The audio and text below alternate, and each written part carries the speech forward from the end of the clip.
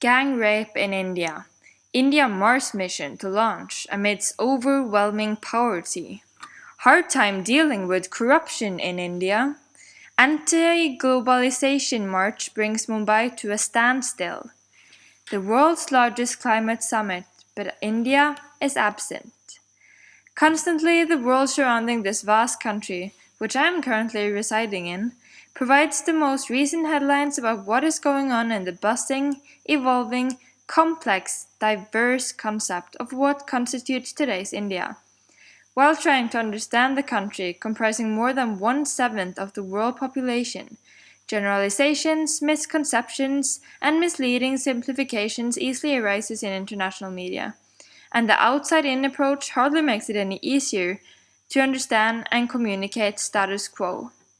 Here I am, determined to get through this layer of external interpretation, not because I believe that behind the curtain I will find a land of milk and honey, but because I have an actual desire for understanding things the way they actually are.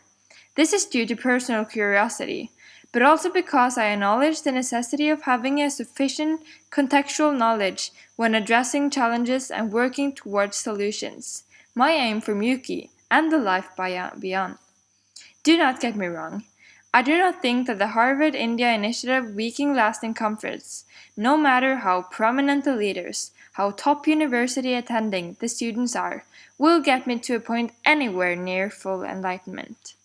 However, I do believe that these days, getting to listen to and interact with highly qualified scholars describing former, current, and possibly future India from an insider's point of view, addressing educational, political, cultural, social, economical, and international issues will be a couple of tremendously well-spent days. I am humble and very receptive, and I really want to go. This is here. This is now. For a foreigner descending from a totally different place of origin, the whole concept of just being in India is pretty dense, and as a student that got to attend her top-of-the-list UWC school, the excitement is not exactly moderated. I do, however, fear that after these 2 years I find myself in a situation where I regret not having made the most of all the unique opportunities this recently started experience has to offer. Apparently, the Harvard India Initiative is a very good example of one of those. And I know that I'm not alone. I have mobilized a group of people truly anxious to explore and get to know India, and I would obviously love to share whatever I had gotten to learn during the weekend with them. The timing of the conference also seems highly convenient, taking into consideration that January is when first years can establish their own stream-specific projects. Then, contextual awareness might very well come in handy, especially for the outreach programs. According to peers that I've talked to and agree with, cultural, religious, and social context should also be further emphasized in next year's introduction month, where I picture myself as one of the contributors. This would, however, be independent of the HII participation, but I think the conference could have provided me with important perspectives and facts about the Indian context valuable to communicate. To team up with an Indian and present the Indian status quo from both a native and a foreigner's perspective could probably be a good approach. And no, I'm not going to pretend like the Harvard involvement and the leading figures represented was not partially what caught my attention when I first got to read about the conference. This is also an aspect that matters, as getting to meet students and professors from a very recognized university will be rewarding. If nothing else, just to meet persistent, bright people that have worked hard to achieve their recent position. I hope that, if I get to participate, the weekend might also answer some questions about whether I should try to aim for a top university after the 2 years at Miyuki, or if the extra effort should be used elsewhere. No matter what the answer to these questions would turn out to be, forming network with knowledgeable and influential people as a part of the need for global solutions solving global challenges would definitely have benefited me in the future. Moving back to present day and my role as a Miyuki student. As I happen to come from another country than India, a quite common trait for a UWC student, I would have had the opportunity to compare what I got to learn from the panel topics with conditions that I'm used to from back home.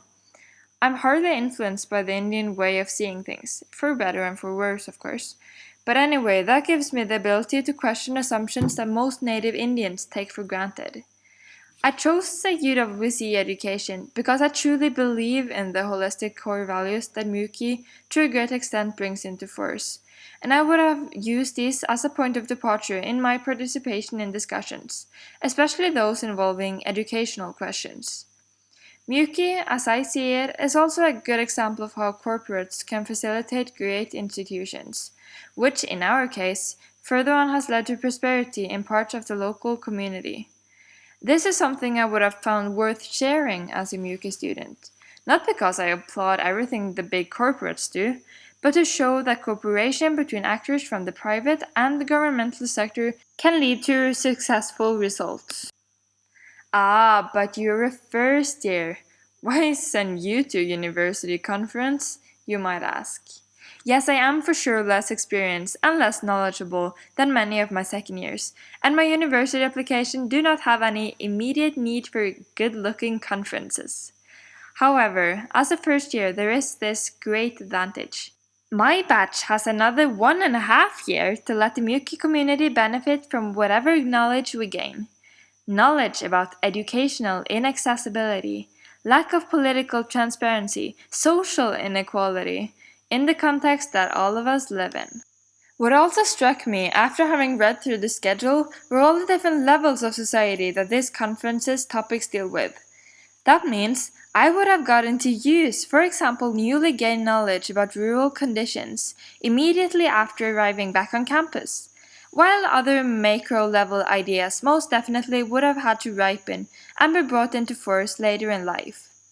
Dealing with everything from structures in Indian villages to the country's role in the international world, the topics are hard to compare, and it is even harder to point out one specific favorite.